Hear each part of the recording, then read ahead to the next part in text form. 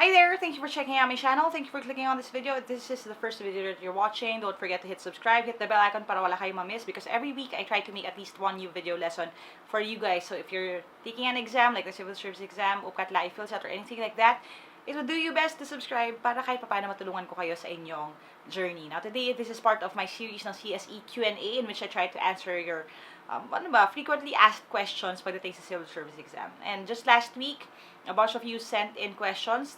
At ang tanong ninyo ay kung ano ba ang mas magandang i-take, kung yung pen and paper test ba or yung computer-assisted test. Now, after doing this for maybe 2 or 3 years now, I've had students na nakapasa sa both.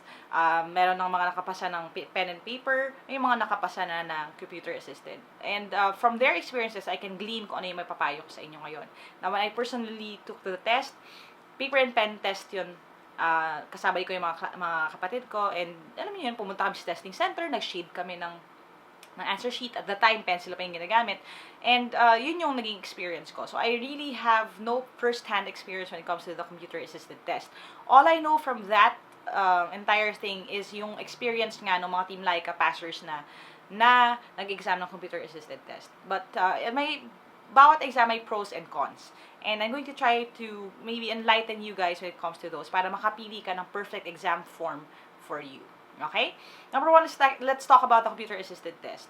I think if you're taking the computer-assisted test, you have to be tech-savvy. Ibig sabihin, sanay kang gumamit ng computer. Kasi if you're not too confident about using the mouse, using the keyboard, and all of those things, then this can be a little challenging for you. Mas madali pa rin kasi to look at a piece of paper and shade the answer. Kasi very physical siya. And again, mula bata tayo, pinrogram na tayo to write down our answers. Yung computer, not so much kasi in the recent decades lang naman yan. So, kung hindi ka masyadong tech-savvy, go for the pen and paper test muna. Now, another consideration would be this. When it comes to managing your time, it may be best pa rin to pick out the pen and paper test. Bakit? Kasi when it comes to the paper and pen test, you will be in control about the questions that you're going to answer. From what I heard, and again, I'm not sure if it's still accurate up until now, baka na-update na nila yung system, pero ang sabi sa akin ng mga students ko before is that, pagdating sa computer-assisted test, you can't go back to earlier questions. Ano ibig sabihin nun? Kung nasagutan mo na yung number 2 at gusto mo bumalik sa number 1, then hindi mo daw siya pwedeng balikan. Or at least mahihirapan kang balikan siya. Hindi katulad ng sa paper and pen na pwede mo na lang i-turn yung page and anytime pwede ka mag-switch ng tanong na sinasagutan. So that can also be a consideration for you. Now, when it comes to accessibility naman, that can also be a consideration kasi yung computer-assisted test is not available sa lahat ng probinsya sa buong Pilipinas. There are just certain areas kung saan merong mga available na machines that can execute this. From what I know, of course, dito sa central office, dito sa Manila, meron nun, and in some key cities all over the country. But when it comes to that, kailangan nyo rin na i-research yung schedule for that. Hindi katulad ng paper and pen test na alam ng lahat twice a year, na August and March merong exam. Sa computer-assisted test, iba ang scheduling, iba rin ang appointment. I think it's online and also interagency kasi may mga times na sinasabihan ako ng mga students na naubos na daw yung slots because there are certain government offices na pina-exam na yung kanilang mga tao sa computer-assisted test. So, it's an entire thing. Hindi siya kaparehong-kapareho ng paper and pen test in which you can apply on your own and just go to your nearest city hall para malaman ninyo kung ano yung kailangan yung gawin. For the computer-assisted test, you have to reach out to the Civil Service Commission directly. So, again, that's also one of the reasons why when people ask me, kailan po ang schedule, I don't know. Kasi you can go ahead and go ask the Civil Service Commission about that. Kasi masyadong iba-iba yan. Hindi yan every week or walang set na schedule for that. Okay? So, pero pagdating sa paper and pen test, alam niyo twice a year meron agad yan. Now, another consideration would be yung results. Kasi pagdating sa computer-assisted test, which is a good thing for it, after you take the test, I think in the afternoon or within the day itself, makukuha nyo na yung score ninyo, makukuha nyo na kung nakapasa ka o hindi.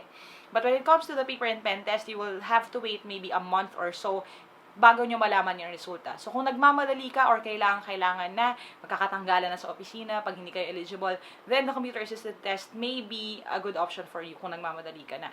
But if hindi naman, or talagang hirap ka with the computer on how to deal with it, then go ahead and play the safe card na lang. Go ahead and take the paper and pen test. Now, balik natin yung tanong sa akin. Kung ako yung pabibigyan ng pagkakataon, kung anong mas gusto ko, kung yung computer-assisted test ba or pen and paper test, ano ang mas gusto ko? Ako personally, I would still go back to the paper and pen test. And the reason why I'm telling you that is because, again, trust me, I'm a psychologist. No, I'm a psych major, and I love educational psychology. And one thing that I've read time and time again about is that our brain processes information differently when it's on screen versus on paper.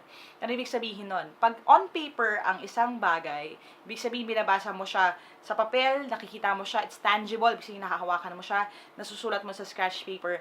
It's easier for our brain to process that information. Now, bakit siya mas madali? Kasi for years and years, since we were kids, we were taught using pen and paper. We learned things by writing things down. So, it's easier for us kesa kung on-screen lang. Another thing is that it's been proven na when we see things sa screen, we don't really process it that well. Kasi, siniskim lang ng brain natin siya. Meron siyang Z pattern sa pagbabasa. So, ibig sabihin nun, you will read it but you don't really register the information versus kung nasa papel siya. So, ako, ang pinaka-safest bet pa rin is to try to answer it pag pen and paper. And it's also easier kasi hindi mo na kailangan kopyahin yung mga tanong when it comes to solutions. You can solve right there sa mismong questionnaire. Isulat nyo na lang doon or doon nyo na mismo i-multiply. Kasi kung sa computer-assisted test, titignan mo yung question sa screen tapos isulat mo pa siya sa sketch paper bago mo pa ibabalik yung sagot doon sa iyong screen. So again, those are just my opinions on that. And yan ang aking mga considerations na major. Kaya kung ako ang papipiliin, computer-assisted test or pen and paper test pa rin. There's something kasi na very tangible pagdating sa paper and pen test. And it's also something to foster, alam niyo yung feeling lang ng camaraderie, marami kayong kasama doon, or you're joining in doon sa same experience, and yung anticipation of waiting is also part of it. But if you are, again, in a rush, or tech-savvy ka naman, or meron ka lang yun ang require sa inyo, kailangan nyo natin, computer-assisted test will also be a good option. Again, that's just for me. Kung ano yung sa inyo, you can comment down below. Let me know kung ano yung opinion niyo on that matter. I would love to hear back from you. And if you have any questions like this then about the civil service exam, kung meron kang mga gustong malaman, you can go ahead and comment down below. Reach out to me directly by going to www.facebook.com/Team Lyqa to find out yung mga upcoming live review events. If you can attend those, join the online review program, or maybe get a reviewer if you're still preparing for the exam. So, thank you guys for watching. Don't forget to subscribe, hit the bell icon para wala kayong ma-miss, and hopefully I'll see you on my next video. I'm going to answer as much of these questions na pinapadala niyo sa akin as possible. Thank you guys for watching. God bless. Never stop learning. Aja aja. Bye for now.